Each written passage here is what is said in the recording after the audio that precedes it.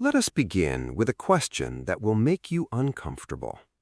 Who is the real master in your house? You think it is you. You pay the mortgage, you buy the food, you open the door.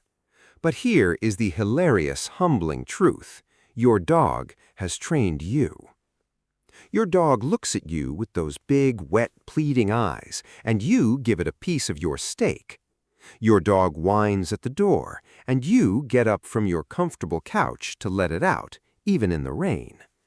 Your dog rolls over for a belly rub, and you, a grown adult with a job and responsibilities, immediately stop what you are doing and rub that furry belly like it is the most important task in the world.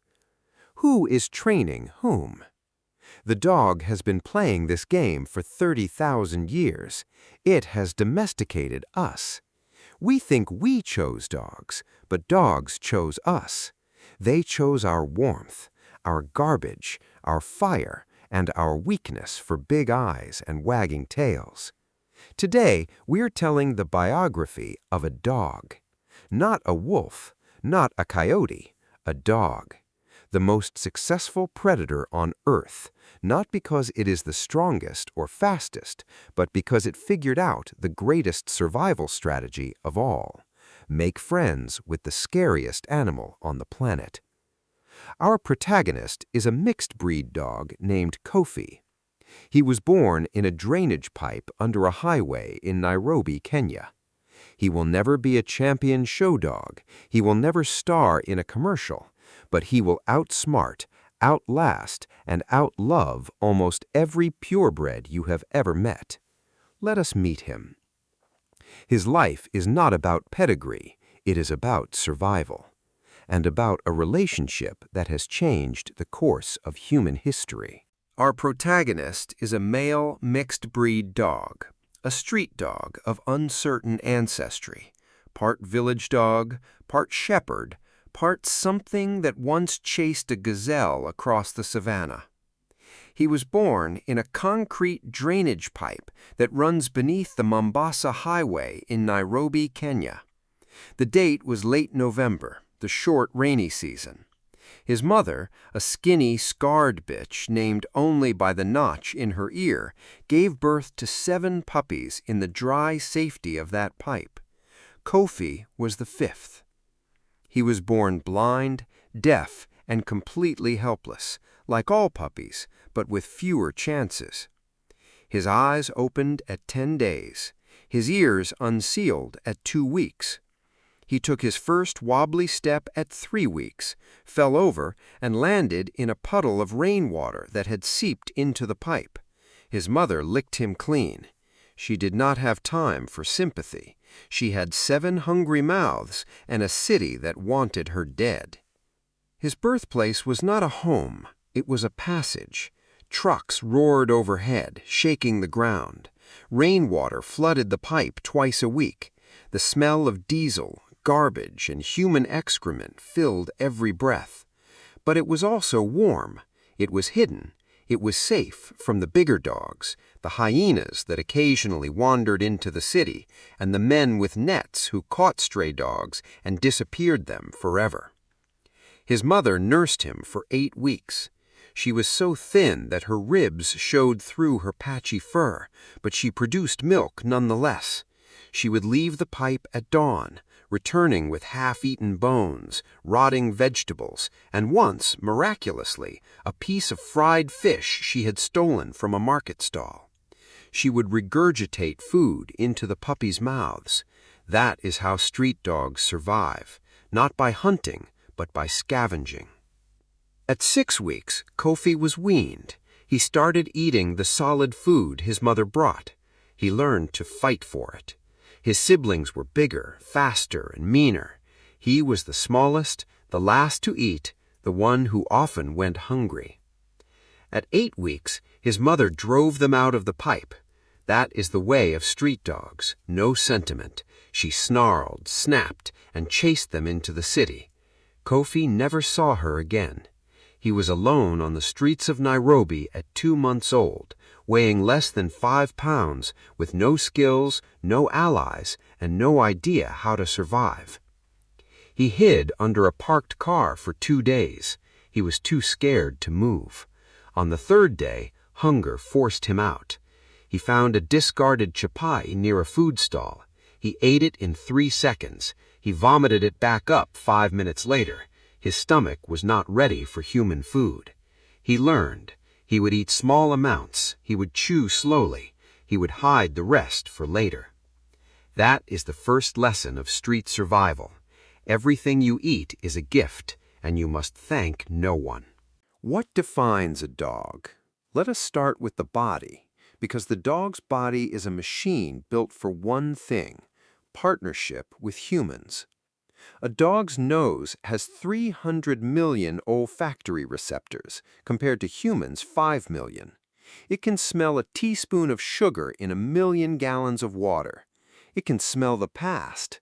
It can smell your mood, stress, fear, happiness, because those emotions release chemical compounds that change your scent. A dog's ears can rotate independently, picking up high-frequency sounds that humans cannot hear. Its ancestors, wolves, could hear a heartbeat from a mile away. Dogs still have that potential. Their eyes are not as sharp as ours, but they're excellent at seeing movement in low light. That's why a dog notices a squirrel across a field before you even know it exists. Their teeth are 42 weapons designed for tearing, crushing, and carrying. But here's the strange part. Dogs have evolved to be incapable of producing amylase, the enzyme that breaks down starches. Yet they have more copies of the gene for amylase than wolves.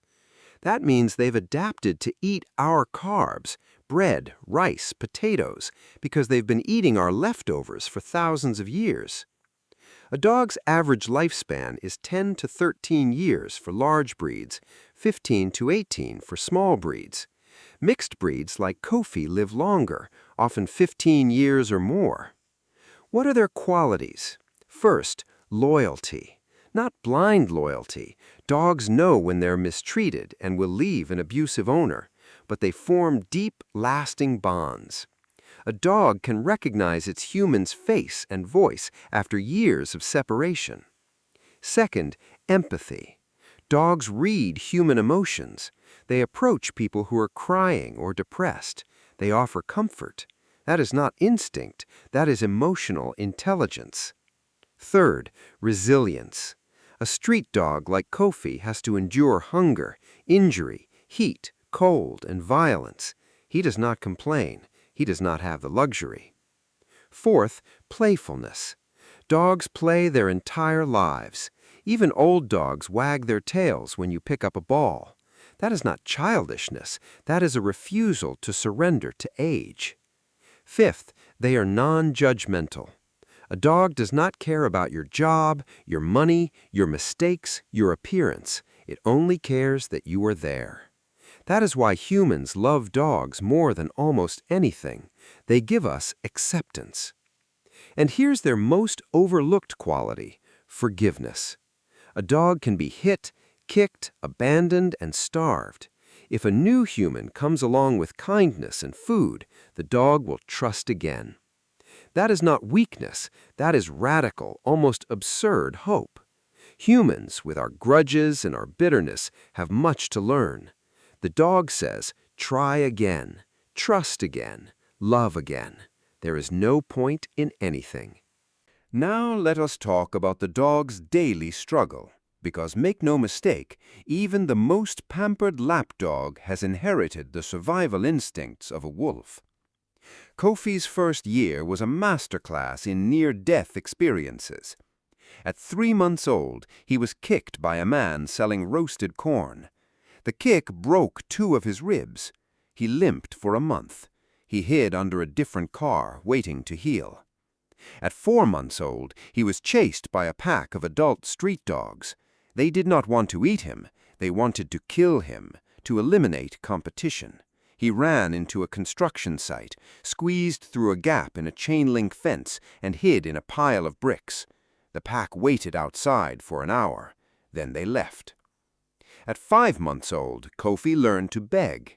He watched other dogs sit near a restaurant and look sad. Humans threw them food. Kofi sat. He tilted his head. He made his ears droop. It worked. A woman threw him a piece of chicken. He caught it mid-air. That was his first real meal in 3 days. At 6 months old, Kofi was attacked by a mongoose. The mongoose was defending its territory near a garbage dump. Kofi was just curious. The mongoose bit his nose. Kofi yelped, ran, and never went near that dump again. He learned some things are not worth the risk. At 1 year old, Kofi found a partner, a female dog, also a stray, also skinny, also scarred. They did not mate, they simply walked together. She showed him the best garbage spots. He showed her how to avoid the man with the net. They slept together under a bus shelter. They groomed each other. They were a team. It was not romance, it was survival. At 2 years old, Kofi survived a poisoning. Someone in the neighborhood had put out poisoned meat to kill rats. Kofi ate a piece. He vomited. He drank water. He vomited again. For 3 days he lay on the sidewalk, twitching. His partner stayed with him. She brought him water in her mouth and dripped it onto his tongue. On the 4th day, he stood up. He walked. He was weak, but alive. At 3 years old, Kofi and his partner had their first litter, 5 puppies, born in an abandoned car.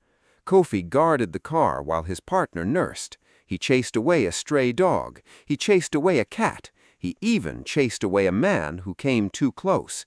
He was a father. He did not know the word, but he knew the instinct.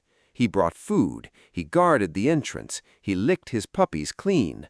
Then, at 6 weeks, his partner drove them all away, just as her mother had driven her. Kofi watched his puppies scatter into the city. He never saw them again. He did not mourn. He did not search. He accepted. That is the dog's way. Love fiercely, then let go. How is the dog useful to humans? Let us count the ways that are so woven into our lives that we do not even notice them anymore. First, security. Dogs guard our homes, our livestock, our children. A dog's bark is the most effective alarm system ever invented. It has stopped burglars, alerted us to fires, and warned us of predators for 30,000 years. Second, herding. Sheep, cattle, and reindeer would be impossible to manage without dogs. They move animals with their eyes and body language, not with force. Third, hunting. Dogs track, flush, retrieve, and tree game. They work with us, not for us. Fourth, therapy. Dogs are used in hospitals, schools, and nursing homes. They reduce stress, lower blood pressure, and ease depression. A dog can sense an oncoming seizure, a diabetic crash, or a panic attack before the human knows. Fifth, rescue. Dogs find survivors in collapsed buildings, avalanches, and earthquakes. Their noses can detect a human body under 20 feet of rubble. Sixth, medical detection. Dogs can smell certain cancers in human breath and urine with over 90% accuracy. They can detect COVID-19. They can detect malaria. They are living diagnostic machines. Seventh, companionship. The simplest, most important use. Dogs fill the silence. They give purpose to people who have none. They make the elderly feel young. They make the lonely feel seen. Now, what can humans learn from the dog? First, loyalty without conditions. A dog does not care about your wealth, your status, your mistakes. It loves you for you. Humans love conditionally. The dog says, love without an agenda. Second, presence. A dog lives in the moment. It does not dwell on the past or worry about the future. It wants food, water, and you. Humans spend too much time elsewhere. The dog says, "Be here now." Third, forgiveness. A dog can be yelled at, ignored, left alone, and still greet you with joy when you return. Humans hold grudges. The dog says, "Let it go." The door opened, you came back. That is enough. Fourth, enthusiasm. A dog is excited about a walk, a car ride, a game of fetch. Humans have become numb to small pleasures. The dog says, "Wag your tail. Life is short." Fifth, pack loyalty. A dog protects its pack. Humans often turn on each other. The dog says, "Your people are your treasure. Guard them." Sixth, that you can be both fierce and gentle. A dog can fight a wolf and then curl up in your lap. Humans think strength and tenderness are opposites. The dog says they are not. They are partners. Now let us return to Kofi. At 5 years old, he had matured into a survivor. He was no longer the skinny, terrified puppy from the drainage pipe. He was a medium-sized, golden-brown dog with a white chest and one ear that flopped forward and one that stood straight up. He had scars on his muzzle, a missing claw on his front paw, and a limp that showed up when it rained. But he was strong. He was clever. He knew every garbage bin in a 2-mile radius. He knew which shops gave scraps and which shopkeepers threw stones. He knew the street sweepers' schedules so he could cross the highway when traffic was light. He had a new partner now, a younger female. His original partner had disappeared during a citywide call of strays. He grieved for a week. Then he found another. That is not coldness. That is survival. At 6 years old, Kofi was caught. A man with a net and a van swept through the neighborhood. Kofi ran. The man threw the net. Kofi ducked. He escaped, but his partner was caught. He followed the van. He could not save her. He spent 3 days at the place where the van had stopped, an animal control shelter. He could hear dogs barking, whimpering, dying. He waited. The van did not return with her. He never saw her again. At 7 years old, Kofi was hit by a motorcycle. Not hard. The driver swerved at the last second, but the side mirror clipped his back leg. He limped for 2 months. He could not run as fast. He lost weight. He could not compete for the best scraps. At 8 years old, something miraculous happened. A woman, a tourist from Germany, saw Kofi lying by a market stall. He was thin. He was limping. He had a wound on his tail that was infected. The woman knelt down. She offered him a biscuit. Kofi did not run. He sniffed her hand. He did not see a threat. He saw a human who was not screaming, not throwing stones, not swinging a net. He ate the biscuit. The woman touched his head. He did not flinch. She picked him up. He was too weak to resist. She carried him to her hotel. She called a vet. The vet cleaned his wounds, gave him antibiotics, and told the woman, "This dog is about 8 years old. He has survived more than most dogs ever will." The woman said, "I want to take him home." Kofi did not understand the words, but he understood the tone. He understood the warmth. For the first time in his life, he slept on a soft surface. He ate from a bowl. He was not chased, kicked, or poisoned. He was safe. He wagged his tail. That is the dog's capacity for trust. After 8 years of pain, one kind gesture, and he loved again. Kofi died at 14 years and 6 months. That is ancient for a street dog. He had lived longer than any of his siblings. They had died young, in traffic, in fights, in shelters. Kofi had survived because he was smart, patient, and lucky. He had also survived because in his last 6 years, he had a human who loved him. The German woman, now his owner, had brought him to Berlin. He lived in an apartment with a balcony. He had a bed. He had regular food. He had walks in the park. He was no longer a street dog. But he never lost his street instincts. He knew where every treat was hidden. He knew how to open the kitchen cabinet. He knew how to look pathetic enough to get a second dinner. He was also a teacher. The woman's children, she had 2 small boys, learned empathy from him. They learned to be gentle. They learned that animals are not things, but souls. They learned that a scarred, one-eared, limping dog from Nairobi is worthy of love. Kofi taught them that without saying a single word. On his last day, he lay in his bed, his old body tired, his eyes cloudy with cataracts. His human sat beside him. She stroked his head. He licked her hand. He closed his eyes. He stopped breathing. She cried. His body was cremated. His ashes were scattered in a park where he had loved to run, slowly with his limp, but always with joy. And here is the final truth.